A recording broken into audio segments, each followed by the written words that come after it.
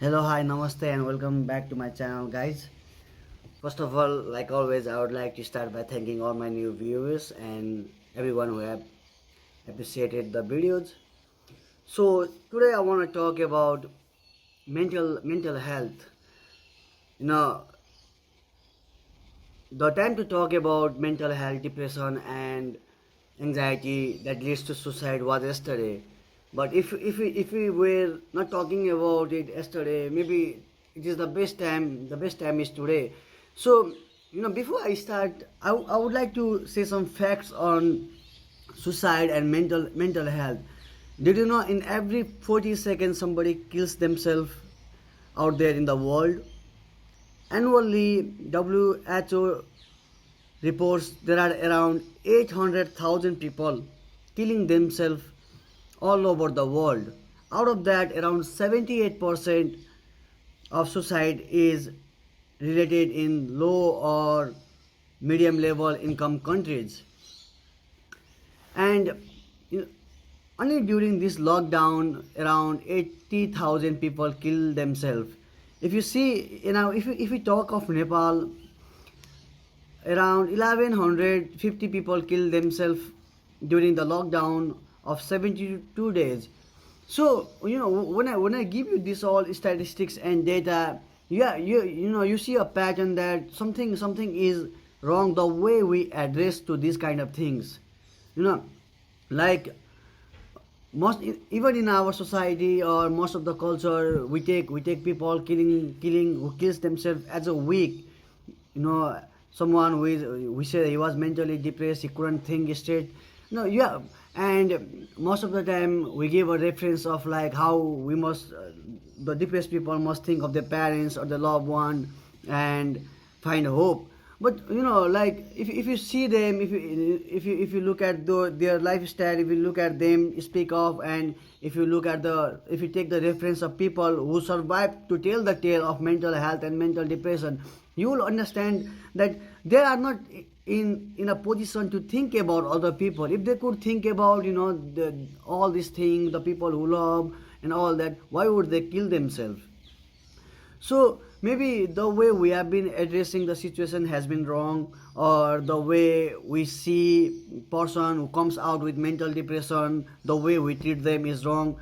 Like if, I recently saw in a TED talk, like a guy says that if I say that I am mentally depressed, and if I say I need help, I fear, as long as I live, I fear that somebody is going to take my child away from me. I might lose job.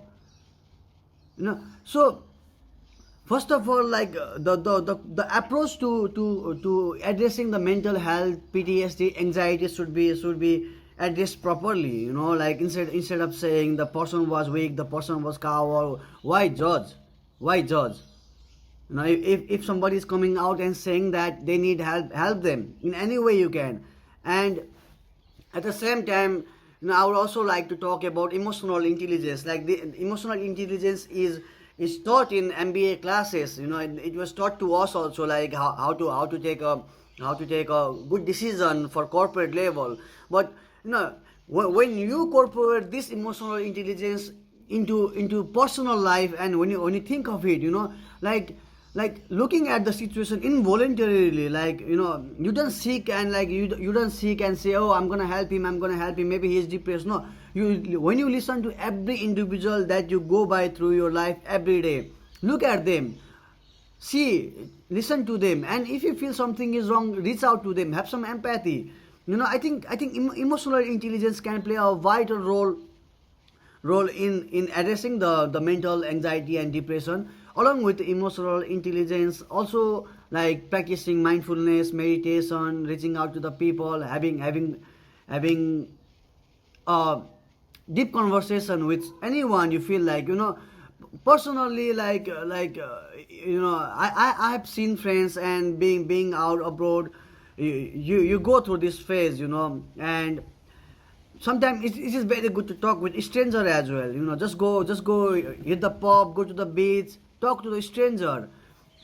as long as you talk, as long as you open your heart to anyone, like many people might not be able to address your situation, might not be able to help you, but they will definitely listen to your problem. And another thing, like, those people who want to kill themselves, they don't want to kill themselves, or it's not that they don't love their life.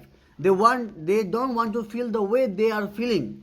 So if we can take that out, if we can help them stop feeling that way, in terms of anything, if we can help them in that way, maybe we can help even little bit in our society, in our culture. And we need to change the way we look at this kind of people. The way in Nepalese society we call them like, oh, that guy ate shit, or no, he was not brave enough. I get it, to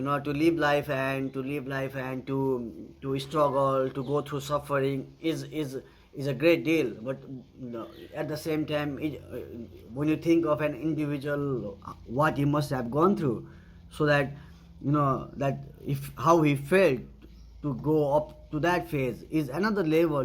So at least, don't insult our dead. Give him the last piece or last condolences that they deserve.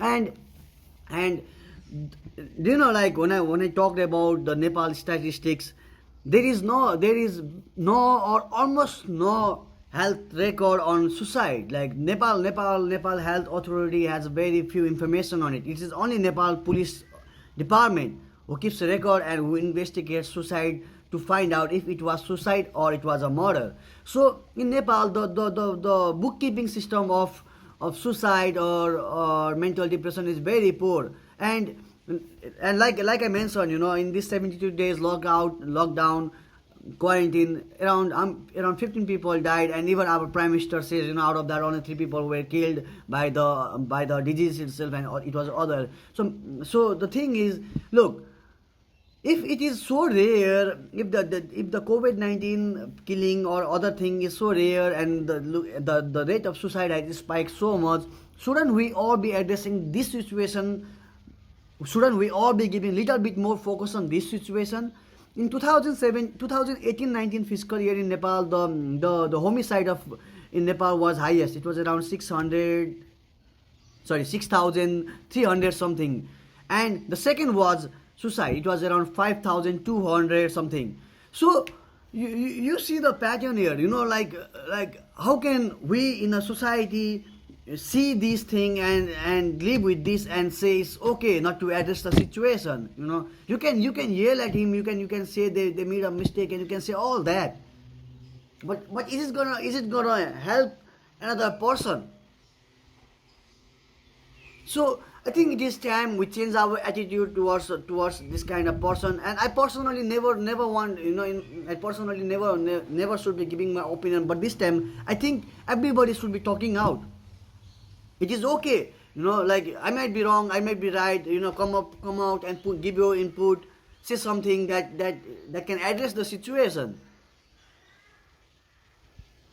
It is a very sad thing that we are losing a lot of people all over the world because of this, and very few or almost no measures or steps are taken to address this situation.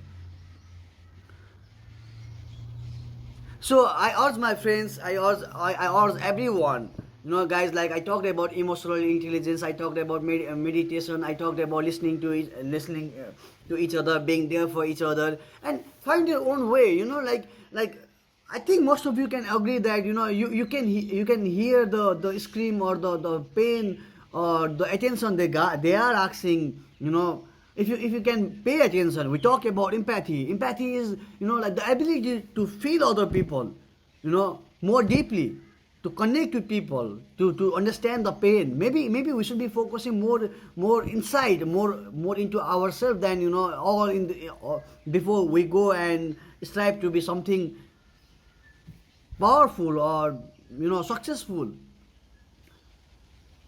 So, the death of any person killing themselves in society is somehow wrong, or is somehow related to all of us. So collaboratively we must speak against this. Collaboratively we must find ways, and together we must eradicate this. If you see this, it has to stop. And as long as we don't address this situation, as long as we give a mental health problem as a level of a disease or a person or a sign of weakness, how can someone come out and say, hey, I'm weak? So the best thing you can do is at least to be there for them, listen to their story and not to judge them. Be there for them, guys, and let me know what you think. Like this is something like I believe, like I should say my opinion. I should reach out and talk to you, talk to other people. So let me know what you think, guys, and don't forget to like, comment and subscribe the channel. Thank you very much. See you there.